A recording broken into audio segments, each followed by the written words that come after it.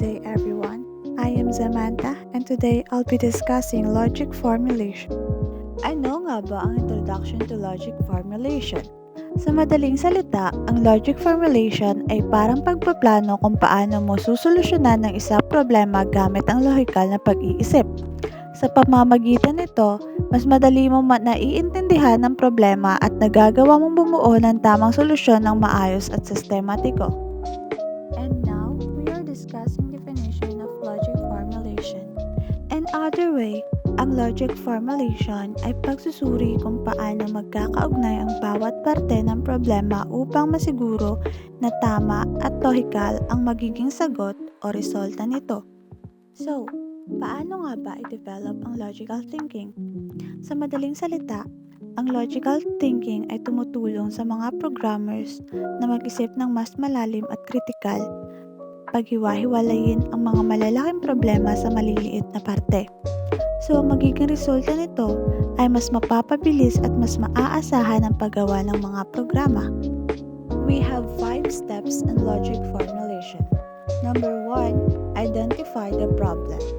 Alamin at linawin kung ano talaga ang problemang kailangang solusyonan. Number 2, analyze the problem requirements. Pag-aralan ang lahat ng mga detalye at kondisyon na may kaugnayan sa problema. Number 3, determine the inputs and expected outputs. Alamin kung anong impormasyon ang kailangan para masolusyonan ang problema at kung ano ang dapat na maging resulta. Number 4, create logical relationships or flow. Bumuo ng isang plano o proseso kung paano gagamitin ang mga input para makuha ang inaasahang output. And last, number 5, verify and test the formulated logic.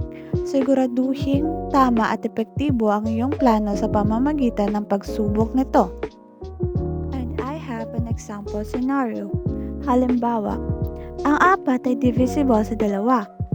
4 divide 2 is equals to 2. Walang remainder, kaya ito ay Ang 5 ay hindi divisible sa 2. 5 divide 2 is equals to 2.5. May remainder, kaya ito ay odd. I will discuss the 4 benefits of good logic formulation. Number 1, saves times during coding. Kapag maayos ang iyong plano, mas mabilis kang makakapagsulat ng code. Number 2, improves program efficiency. Ang program mo ay tatakbo ng mas mabilis at mas epektibo. Number 3, simplifies teamwork and collaboration. Mas madaling maintindihan ng iba ang iyong code kaya mas madali kayong makakapagtulungan.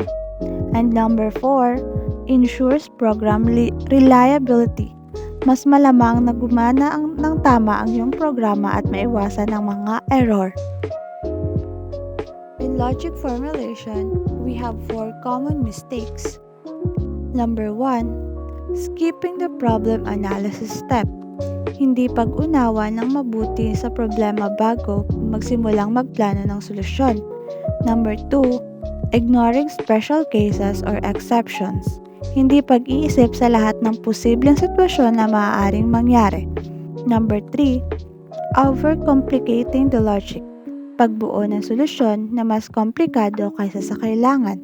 And last, number 4, lack of testing and verification. Hindi pagsusuri kung gumagana ba talaga ang iyong solusyon. This is the last conclusion. Meron tayong pundasyon. Ito ang basihan ng lahat ng paglutas ng problema sa programming. Sistema, tinutulungan kang magplano ng maayos at sunod-sunod. Resulta, nagbubunga ng mas tama at epektibong code. Kaya, kung gusto mong maging mahusay sa programmer, mahalagang pag-aralan at gamitin ang logic formulation. And this is the ending of my presentation. Again, I am Biliana Samantha from SBIS 1A. Thanks for watching!